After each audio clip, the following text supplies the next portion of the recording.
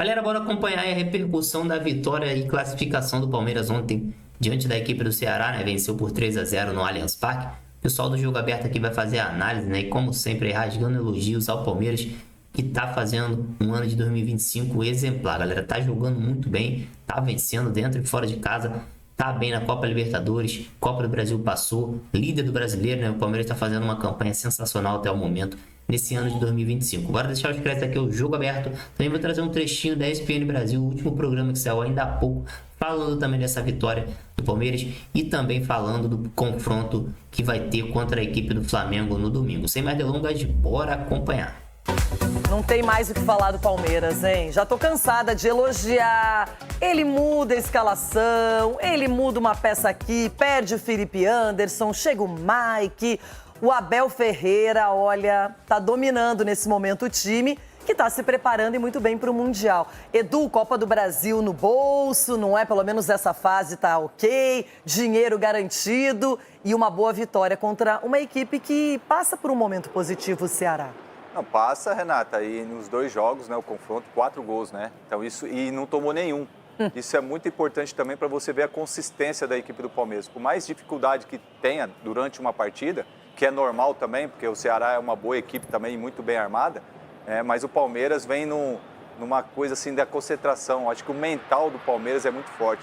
E todos os jogadores que hoje está, né, no elenco do Palmeiras, os jogadores já sabem o que tem que fazer. Eu acho que isso que é o mais importante. Você vê a declaração do Castanheira, é isso aí. Todo jogador quer jogar. E os que estão de fora, quando tem oportunidade, eles vão lá e dão conta do recado. E o que o Palmeiras está fazendo é um absurdo, né? 15 jogos seguidos, perdeu só um. 14 vitórias. Eu acho que é para poucos times fazer o que o Palmeiras está fazendo. Então, acho que isso é para a gente relevar muito. E o Abel, né, eu acho que, se eu não me engano, são 22 jogos em Copa do Brasil, ganhou 15 jogos. E é um absurdo a marca que o Palmeiras está atingindo. Então, acho que eu vejo que o Palmeiras vem numa postura muito boa, os jogadores também. E agora é bom a gente desfrutar desse talento que o Estevão, daqui a pouco ele está indo embora. Eu acho que esse moleque aí vai ser um dos grandes jogadores que a gente vai ter no futuro. Olha, ele fez 2 gols, eu queria valorizar também, achei muito bonito o gol do Flaco Lopes, um giro, não é? Com a marcação futsal, em cima. parece, né, Renato? É, muito bom também. Agora o Estevão foi o nome da partida, Ronaldão. Foi. O Daronco também deu uma forcinha, né? Não saiu gol, não saiu nada.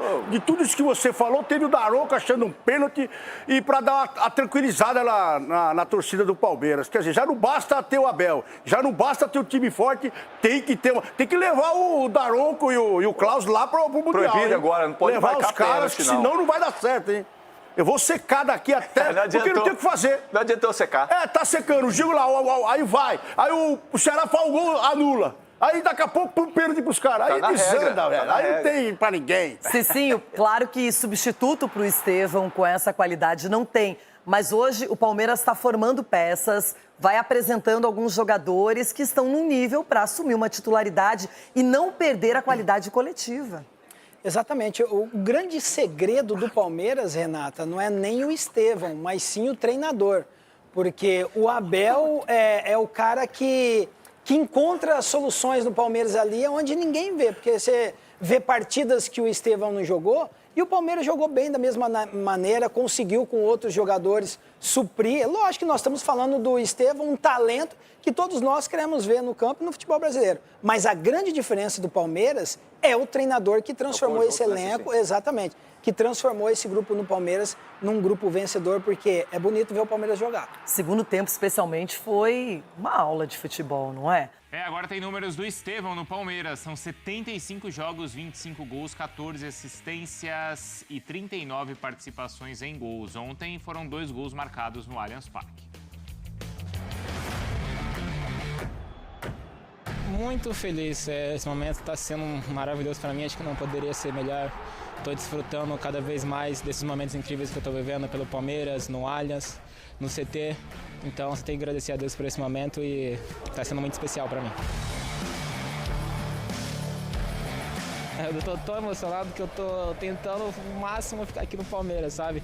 Às vezes demora até um pouquinho para sair do CT, porque está acabando. Acho que nada muda. Nosso foco é sempre o mesmo, que é buscar a vitória. e a gente cara todos os jogos como se fosse uma final. E é uma coisa que o Abel tem batido muito na tecla, é que esses jogos que preparam a gente para o Mundial.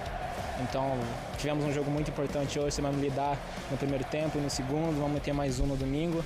Então, são jogos que preparam a gente para o que vem de maior, que é o Mundial pela frente.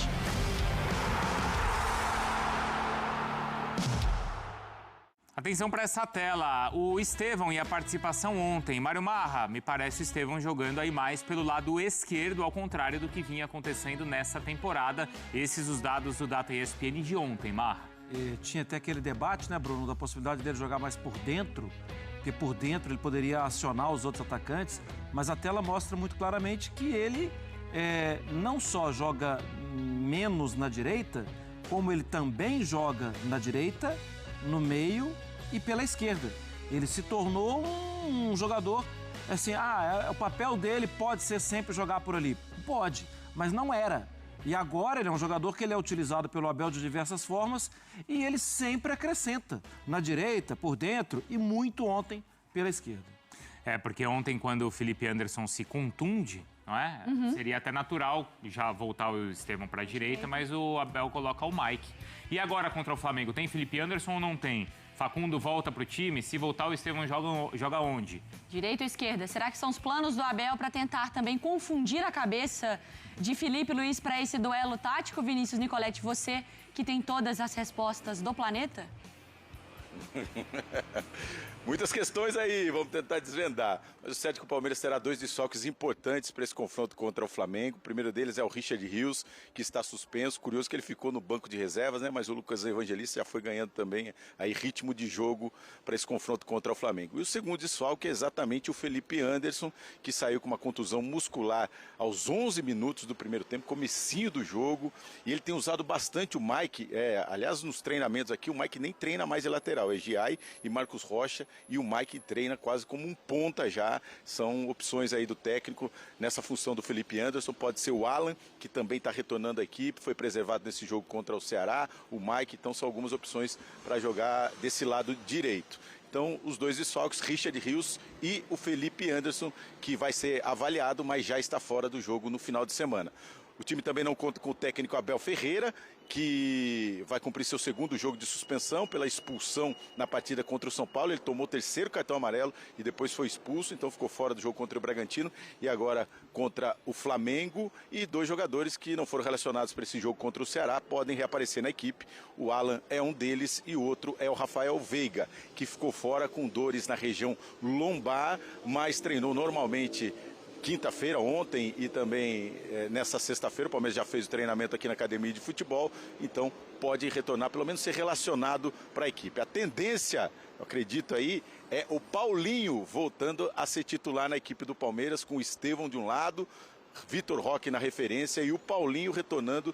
Ele ficou no banco de reservas na partida contra o Ceará, depois de 2 jogos sem ser relacionado, jogou aí 15 minutos, mas está sendo preservado para jogos como esse, jogos grandes como esse confronto contra o Flamengo. Palmeiras chega no seu melhor momento na temporada, são 14 vitórias nos últimos 15 jogos, 7 vitórias consecutivas. Se vencer o Flamengo, é a melhor sequência na temporada aí, antes do Mundial de Clubes, nas vésperas do Mundial de Clubes, é o líder do Campeonato Brasileiro, já classificado às 8º de final da Copa do Brasil e com a melhor campanha da primeira fase da Libertadores. Mas o Palmeiras não vence o Flamengo em jogos de Campeonato Brasileiro desde 2017. Nesse período, desses 8 anos, são 14 confrontos com 8 empates e 6 vitórias do Flamengo. Diante desse retrospecto, quero deixar uma pergunta aí para o Bruno.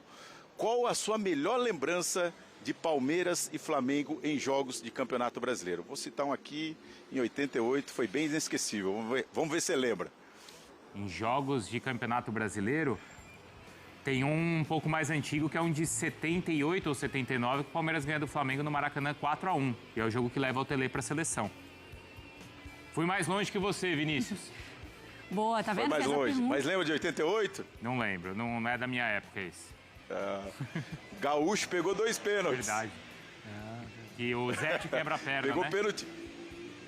O Zé te quebra a perna, ele pegou o pênalti do Aldair E do Zinho, nosso querido, de 2 campeões do mundo, e o Flamengo era um timaço com Zico, Bebeto, Aldair, Zinho, era um timaço que era campeão da Copa União em 87, e o Palmeiras conseguiu essa vitória nos pênaltis contra o Flamengo, levava um ponto extra depois do empate de 1-1 no tempo normal. Jogo inesquecível para os palmeirenses. E o Gaúcho depois foi jogar no Flamengo. Vamos pro Flamengo, então? Esse momento flashback aqui no Sport Center para atualidade. Grande momento do futebol. Atualidade. Pedro Henrique Torre e as informações do lado do rubro-negro. Tudo bem, gente? Mais uma vez aí, boa tarde a todos. Um grande abraço para, todos no estúdio, Nicolete, todos que estão com a gente nesse Sport Center. Flamengo tentando ser o adversário aí para tentar acabar com essa boa fase do Palmeiras aí, que vem de fato bem embalado. E o Flamengo perdeu um pouco de contato ali com a liderança do Campeonato Brasileiro, né? Deixou o Palmeiras afastar, agora está 4 pontos na frente. Então tenta se reconectar um pouco nesse fim de semana, quem sabe. O retrospecto em Campeonato Brasileiro, como o Nicolete bem destacou aí, é bom, embora tenha sido derrotado, perdeu uma grande invencibilidade que tinha no Allianz Parque no ano passado na Copa do Brasil, sob o comando do Tite, mas o Flamengo tem tido um bom retrospecto, sempre se dá razoavelmente bem quando vai no Allianz Parque, então aposta bastante nisso.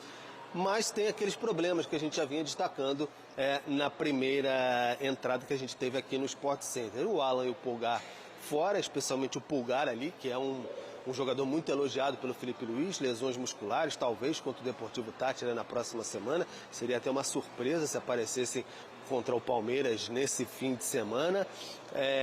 De fato, o De La Cruz fica fora também, torce no joelho, mais para o Mundial, assim como o Plata tem um problema, um edema no joelho direito, então já são 2 jogadores ali muito importantes para o Felipe Luiz. E aí ele está tentando se virar como pode, testou até o Cebolinha mais um pouco centralizado contra o Botafogo da Paraíba nesse meio de semana.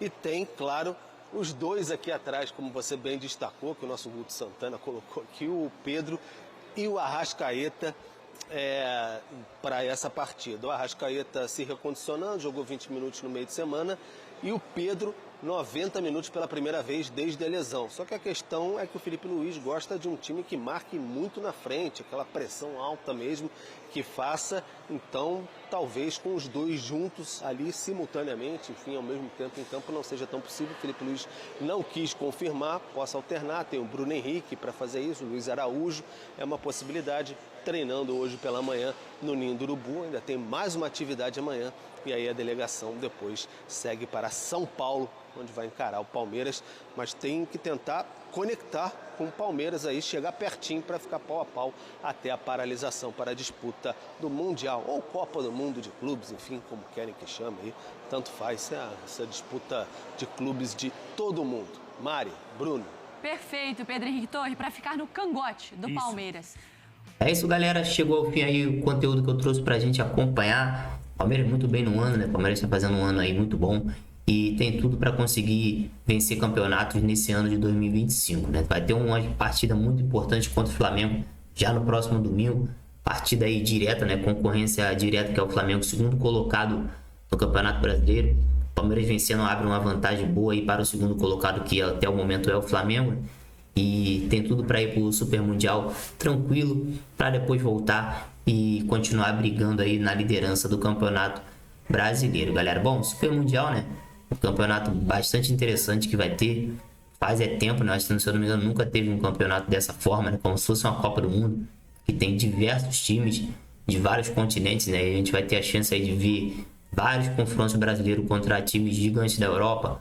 No caso, o Flamengo vai enfrentar times grandes, o Palmeiras, o Botafogo, né? Foi o azarado aí do Brasil, que vai enfrentar Atlético de Madrid e o PSG. Também tem o Fluminense, né? Então a gente vai ver aí confrontos muito interessantes nesse Super Mundial, né, galera? Sendo sincero, eu creio que os brasileiros vão ter muita dificuldade de vencer esse campeonato, né, galera?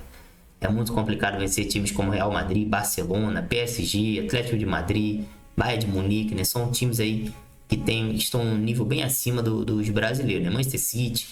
Mas futebol tudo pode acontecer, né?